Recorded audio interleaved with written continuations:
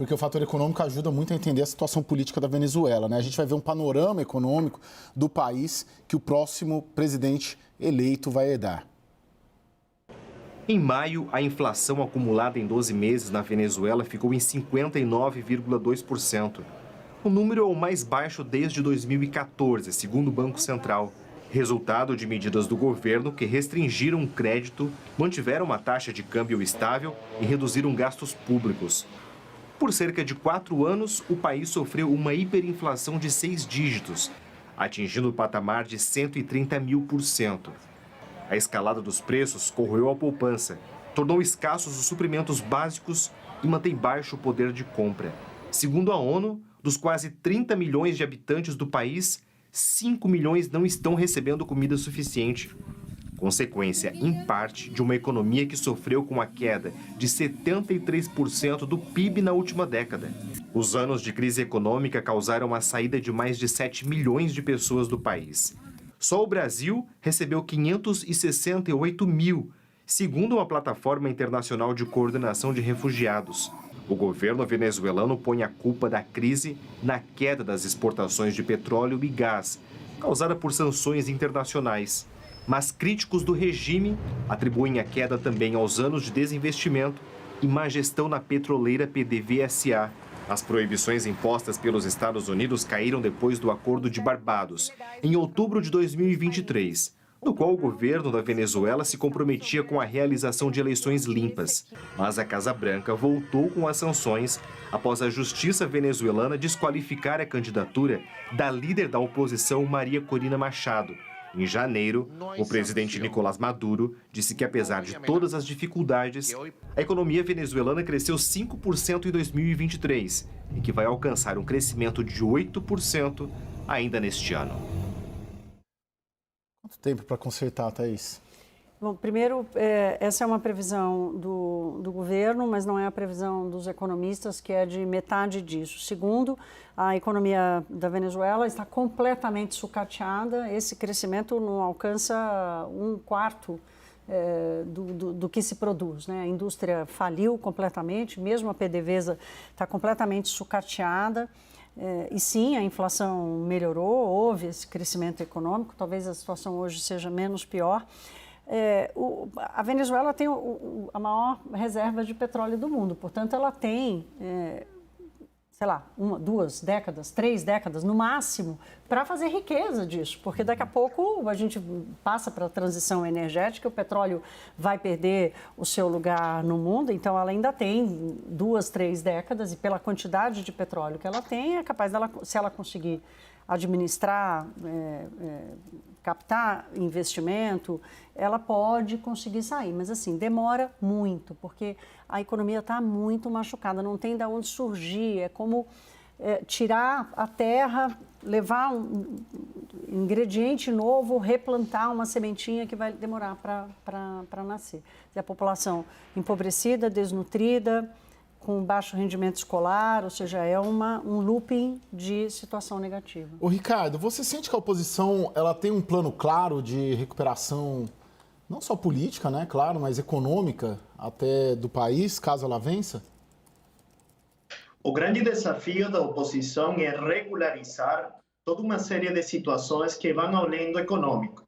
A oposição tem feito muito ênfase no tratamento da diáspora venezuelana, na reunificação das famílias e nesse processo de reconstrução desse sentido de desenvolvimento nacional. E esse é um dos temas que está na agenda. Não precisamente o aspecto econômico, porque o próprio regime de Maduro tem utilizado aquela grande questão do processo de recuperação da economia venezuelana, citando indicadores de um crescimento de aproximadamente 6% do produto interno bruto, de um processo de recuperação da produção petroleira, sem destacar que esse processo, esse aparente processo de recuperação da economia, leva atrás, pelo menos, uma década de deterioro constante e contínuo. Falemos, por exemplo, do tema da produção petroleira. Para o ano de 1999, a produção petroleira de Venezuela alcançava 3,5 milhões de barris diários de petróleo. essa produção petroleira começou em um franco declive a partir da estatização dos ativos de diversas corporações e da expansão das atividades aplicadas à PDVSA, principal a Corporação Nacional de Petróleo. PDVSA estava dedicando-se a importar alimentos, PDVSA se estava dedicando a outras atividades que iam além do próprio negócio petroleiro. E, ao mesmo tempo, a gente não pode esquecer desse grande processo de despido massivo de trabalhadores, quase 40 mil profissionais da indústria petroleira venezuelanas, como consequência da situação do ano 2002. Então, a soma desses fatores, tanto a substituição dos técnicos, dos trabalhadores da indústria petroleira, a utilização do petróleo para financiar e custar uma série de atividades e a ausência de manutenção da indústria, acabou gerando situações como a catástrofe de Amuay, que foi a explosão de uma das principais refinarias do país, e isso acabou comprometendo o processo de produção petroleiro.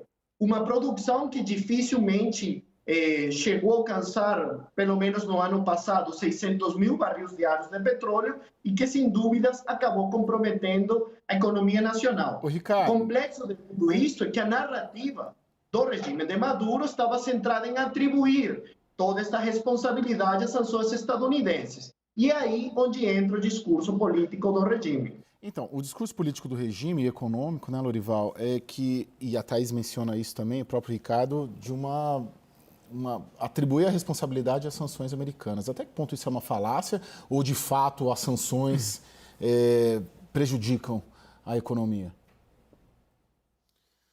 Bem, as sanções prejudicam, sim, né?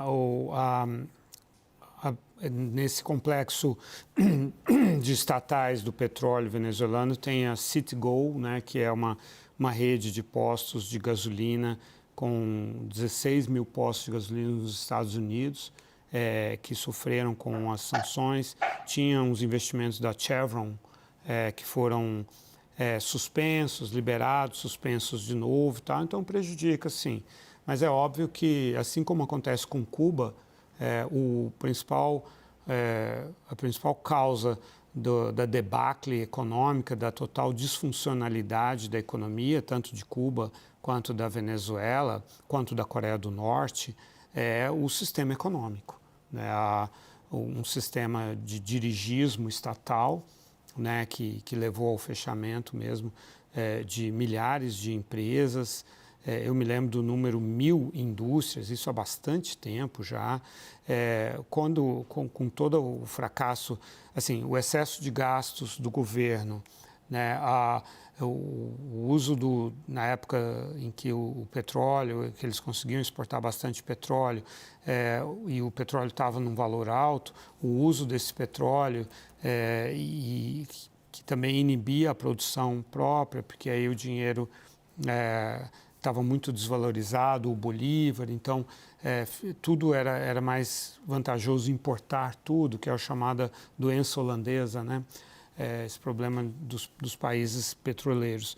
E as políticas econômicas e essa guerra econômica a que se refere o Maduro, na verdade, é uma guerra econômica do regime contra a iniciativa privada, com exceção de grupos econômicos que se deram bem fazendo acordos com o regime, né? Então, o problema é esse, quer dizer, você não gera empregos se não tem uma iniciativa privada, né? Então, a economia era sustentada por essas missões antes, por essas bolsas, por esse dinheiro distribuído.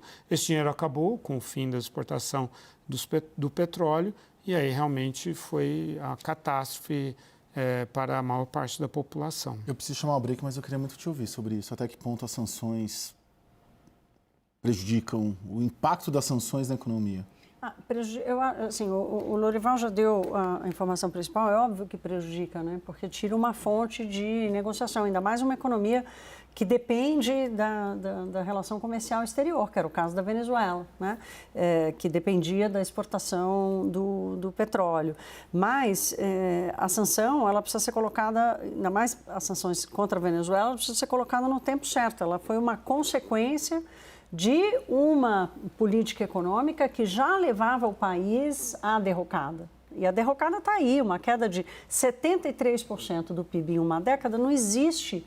É uma destruição total da capacidade de crescimento, de produção, de geração de riqueza. Então, a derrocada, esse tamanho de derrocada não acontece por causa das sanções. As sanções elas são uma consequência. Os Estados Unidos foram muito duros, sim, isolaram a população que nada tinha a ver com isso, infelizmente, é como acontece, sim, e a população mais pobre paga por isso e vai continuar pagando por um bom tempo.